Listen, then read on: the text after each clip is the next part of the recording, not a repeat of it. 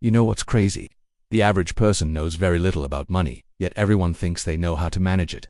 They've heard bits and pieces from various people throughout their lives and formed an opinion on what works and what doesn't. But the truth is that most of the advice out there is bad advice. And if you're following it, it's probably why you're still broke. So here are the 3 things keeping you broke. Number 1 is you're not investing in yourself. If you were to ask most people what they would do with $100,000, they'd say they'd invest it. They want to see a return on their investment, but when it comes to investing in themselves, they don't see the same return, so they don't do it. Most people would rather pay for a night out with their friends than pay for a course to better themselves.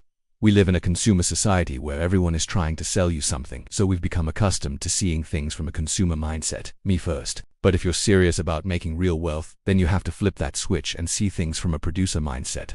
Instead of always being a consumer, learn how to be a producer. And the way that you do this is by investing in yourself.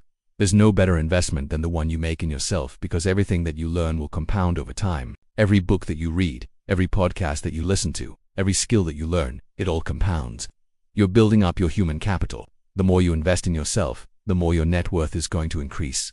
Number 2 is you're investing in liabilities. You can tell someone that they're broke until they're blue in the face, but they'll never admit it. And the reason for this is because most people don't think they're broke.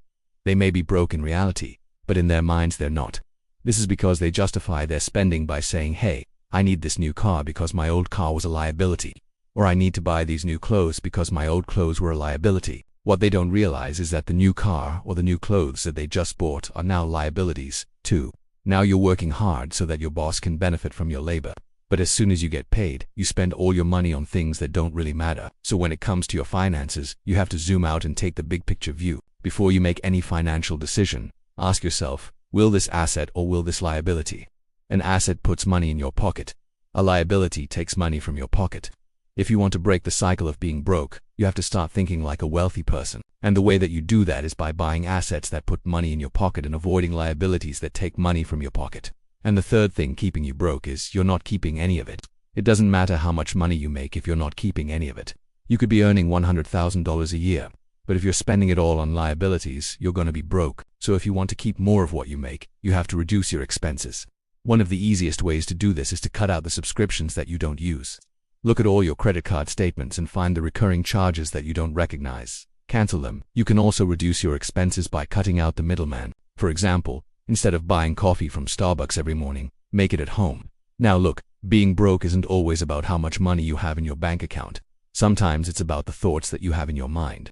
So if you want to change your financial situation, then you have to change your mindset. Start by not thinking like a consumer and start thinking like a producer. Invest in yourself. Buy assets and avoid liabilities and keep more of what you make.